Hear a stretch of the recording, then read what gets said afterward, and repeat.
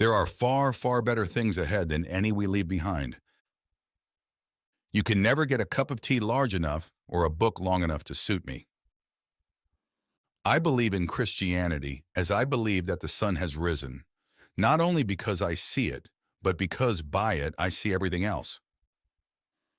Love is not affectionate feeling, but a steady wish for the loved person's ultimate good as far as it can be obtained.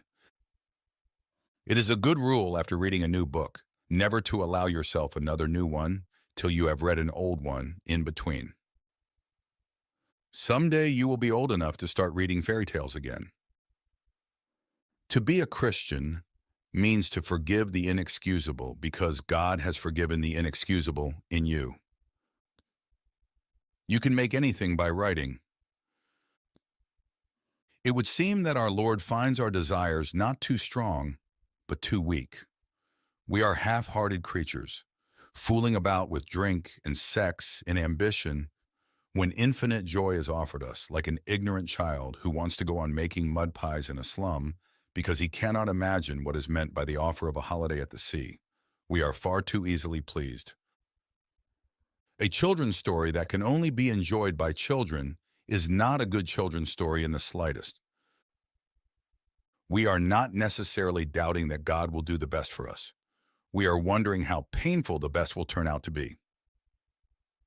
I have learned now that while those who speak about one's miseries usually hurt, those who keep silence hurt more. Mental pain is less dramatic than physical pain, but it is more common and also more hard to bear. The frequent attempt to conceal mental pain increases the burden. It is easier to say, "My tooth is aching," than to say, "My heart is broken." God can't give us peace and happiness apart from himself because there is no such thing. The Christian does not think God will love us because we are good, but that God will make us good because he loves us. Critics who treat adult as a term of approval instead of as a merely descriptive term cannot be adult themselves. To be concerned about being grown up, to admire the grown-up because it is grown up, to blush at the suspicion of being childish. These things are the marks of childhood and adolescence.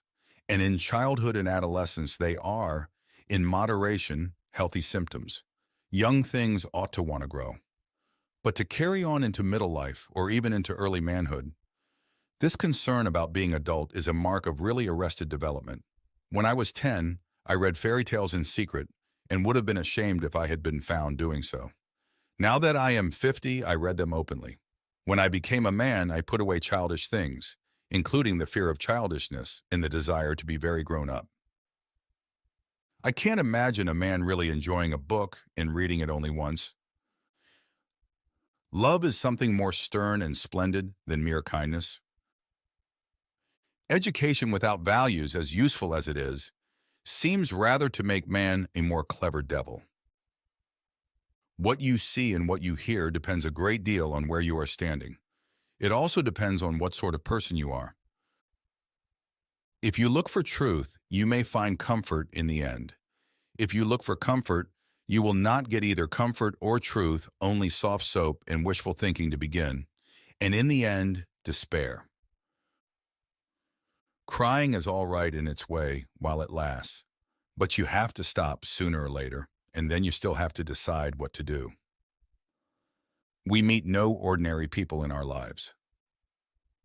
My argument against God was that the universe seemed so cruel and unjust. But how had I got this idea of just and unjust? A man does not call a line crooked unless he has some idea of a straight line. What was I comparing this universe with when I called it unjust? If we find ourselves with a desire that nothing in this world can satisfy, the most probable explanation is that we were made for another world.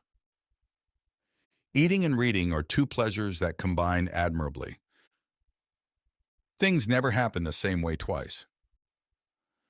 The great thing to remember is that though our feelings come and go, God's love for us does not. I think that if God forgives us, we must forgive ourselves. Otherwise, it is almost like setting up ourselves as a higher tribunal than Him. Imagine yourself as a living house. God comes in to rebuild that house. At first, perhaps, you can understand what He is doing. He is getting the drains right and stopping the leaks in the roof and so on. You knew that those jobs needed doing, and so you are not surprised. But presently he starts knocking the house about in a way that hurts abominably and does not seem to make any sense. What on earth is he up to? The explanation is that he is building quite a different house from the one you thought of, throwing out a new wing here, putting on an extra floor there, running up towers, making courtyards. You thought you were being made into a decent little cottage, but he is building a palace. He intends to come and live in it himself. Atheism turns out to be too simple. If the whole universe has no meaning, we should never have found out that it has no meaning. Even in literature and art, no man who bothers about originality will ever be original.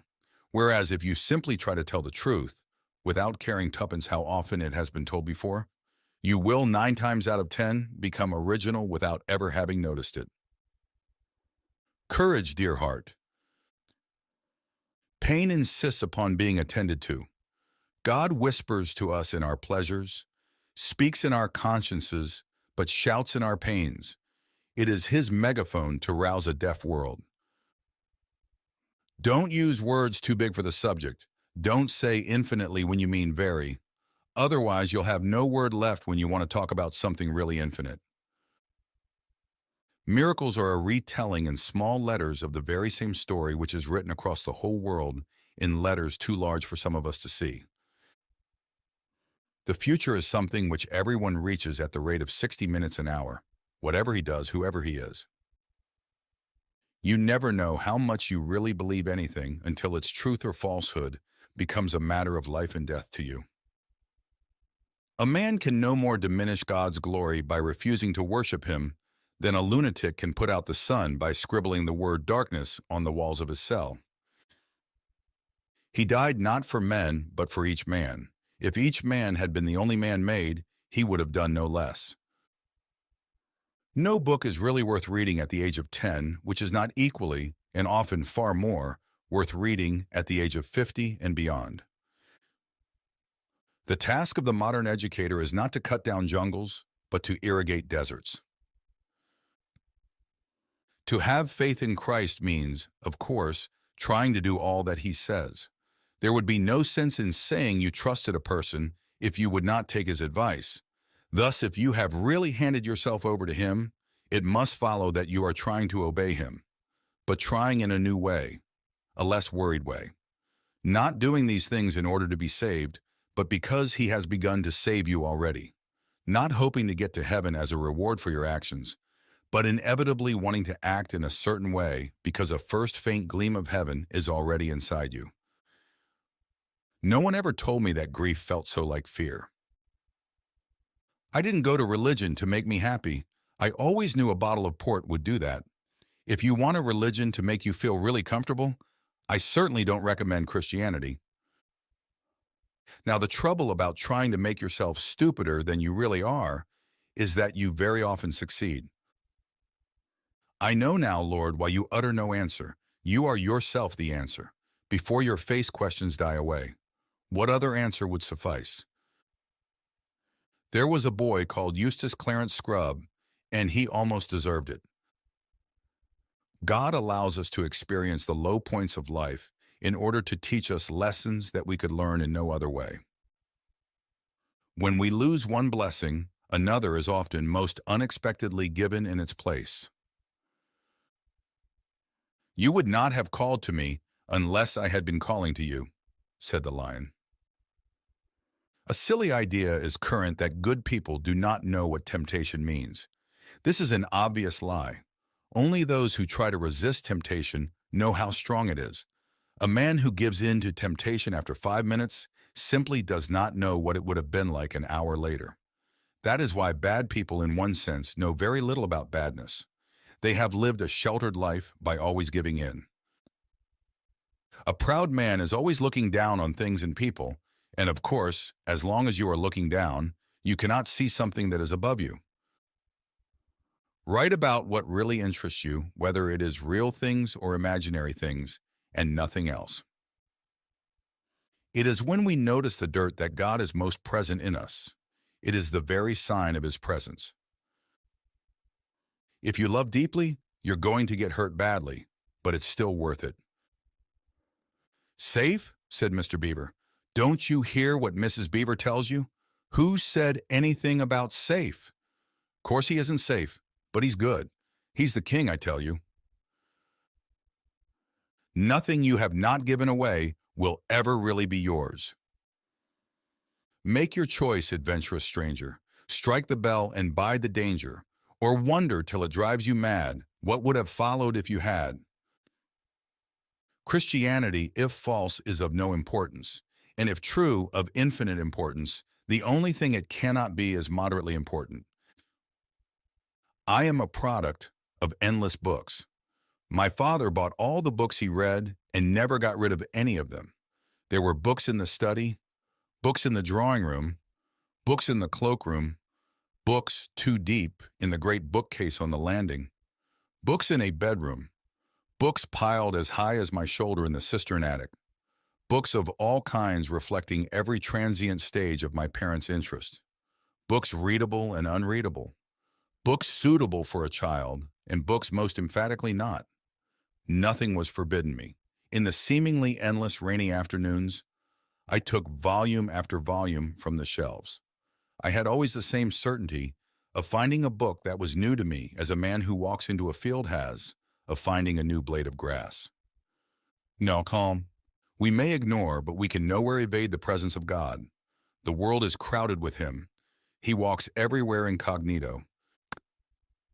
That's the worst of girls, said Edmund to Peter and the dwarf. They never can carry a map in their heads. That's because our heads have something inside them, said Lucy.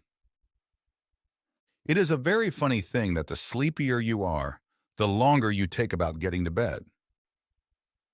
The sweetest thing in all my life has been the longing to reach the mountain, to find the place where all the beauty came from, my country, the place where I ought to have been born. Do you think it all meant nothing, all the longing for home? For indeed it now feels not like going, but like going back. Relying on God has to begin all over again every day as if nothing had yet been done. I am trying here to prevent anyone saying the really foolish thing that people often say about him. I'm ready to accept Jesus as a great moral teacher, but I don't accept his claim to be God. That is the one thing we must not say. A man who was merely a man and said the sort of things Jesus said would not be a great moral teacher.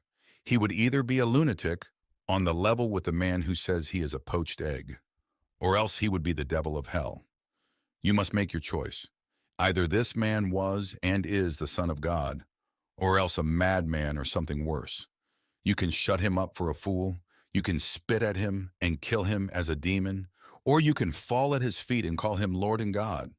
But let us not come with any patronizing nonsense about his being a great human teacher. He has not left that open to us. He did not intend to. Adventures are never fun while you're having them. There is but one good, that is God. Everything else is good when it looks to him and bad when it turns from him. Since it is so likely that children will meet cruel enemies, let them at least have heard of brave knights and heroic courage. Otherwise, you are making their destiny not brighter, but darker. Look for yourself, and you will find in the long run only hatred, loneliness, despair, rage, ruin, and decay.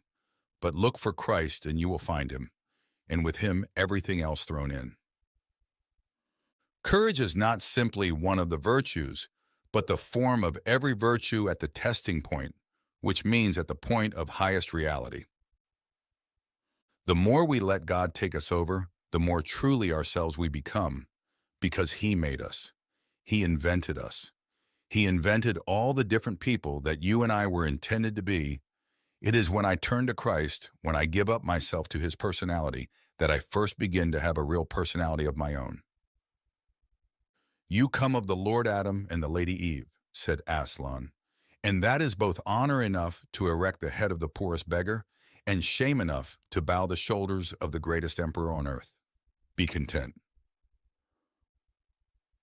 Do not dare not to dare. We were promised sufferings. They were part of the program. We were even told, "Blessed are they that mourn," and I accepted. I've got nothing that I hadn't bargained for.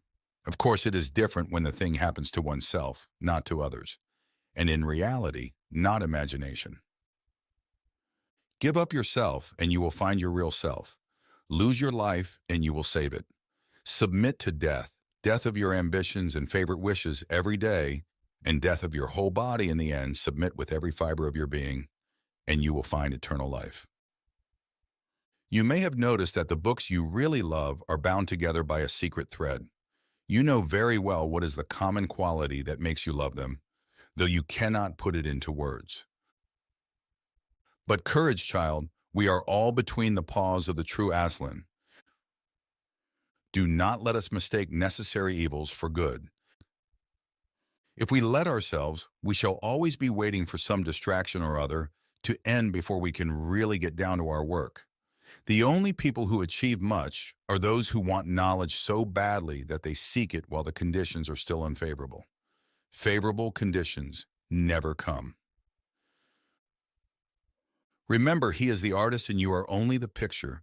You can't see it. So quietly submit to be painted, i.e., keep fulfilling all the obvious duties of your station. You really know quite well enough what they are. Asking forgiveness for each failure and then leaving it alone. You are in the right way. Walk. Don't keep on looking at it. You can't know, you can only believe, or not. Literature adds to reality. It does not simply describe it. It enriches the necessary competencies that daily life requires and provides. And in this respect, it irrigates the deserts that our lives have already become. Progress means getting nearer to the place you want to be. And if you have taken a wrong turn, then to go forward does not get you any nearer. If you are on the wrong road, progress means doing an about turn and walking back to the right road. And in that case, the man who turns back soonest is the most progressive man. When you argue against him, you are arguing against the very power that makes you able to argue at all. It is like cutting off the branch you are sitting on. I was with book as a woman is with child. Spiteful words can hurt your feelings, but silence breaks your heart. Reality, in fact, is usually something you could not have guessed. That is one of the reasons I believe Christianity. It is a religion you could not have guessed. If it offered us just the kind of universe we had always expected, I should feel we were making it up. But in fact, it is not the sort of thing anyone would have made up. It has just that queer twist about it that real things have. So let us leave behind all these boys' philosophies, these oversimple answers. The problem is not simple, and the answer is not going to be simple either. Pride gets no pleasure out of having something, only out of having more of it than the next man. It is the comparison that makes you proud, the pleasure of being above the rest. Once the element of competition is gone, pride is gone. A young man who wishes to remain a sound atheist cannot be too careful of his reading. The mold in which a key is made would be a strange thing if you had never seen a key, and the key itself a strange thing if you had never seen a lock. Your soul has a curious shape because it is a hollow made to fit a particular swelling in the infinite contours of the divine substance, or a key to unlock one of the doors in the house with many mansions. Your place in heaven will seem to be made for you and you alone, because you were made for it. Made for it stitch by stitch as a glove is made for a hand. Gratitude looks to the past and love to the present. Fear, avarice, lust, and ambition look ahead. The death of a beloved is an amputation. It was when I was happiest that I longed most. The sweetest thing in all my life has been the longing to find the place where all the beauty came from. Experience, that most brutal of teachers. But you learn, my God, do you learn? I never exactly made a book. It's rather like taking dictation. I was given things to say.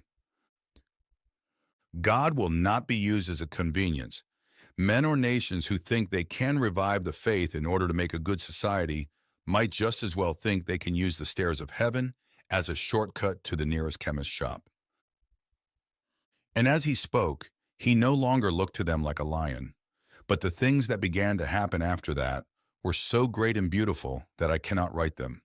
And for us, this is the end of all the stories, and we can most truly say that they all lived happily ever after.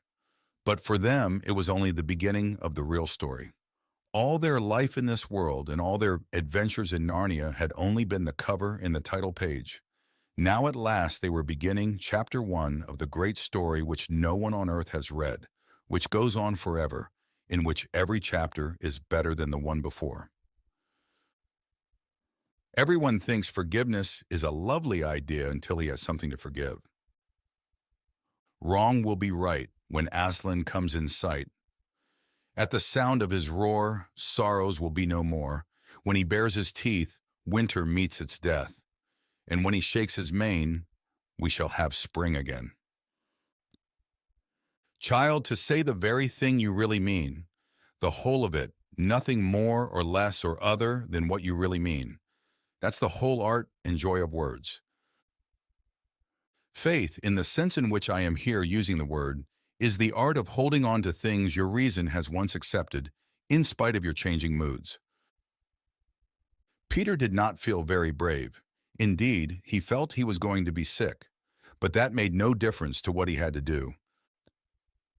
I remember Christian teachers telling me long ago that I must hate a bad man's actions, but not hate the bad man. Or as they would say, hate the sin, but not the sinner. I used to think this a silly, straw-splitting distinction. How could you hate what a man did and not hate the man? But years later it occurred to me that there was one man to whom I had been doing this all my life. Namely myself. However much I might dislike my own cowardice or conceit or greed, I went on loving myself. There had never been the slightest difficulty about it. In fact, the very reason why I hated the things was that I loved the man. Just because I loved myself, I was sorry to find that I was the sort of man who did those things. Child, said the lion, I am telling you your story, not hers.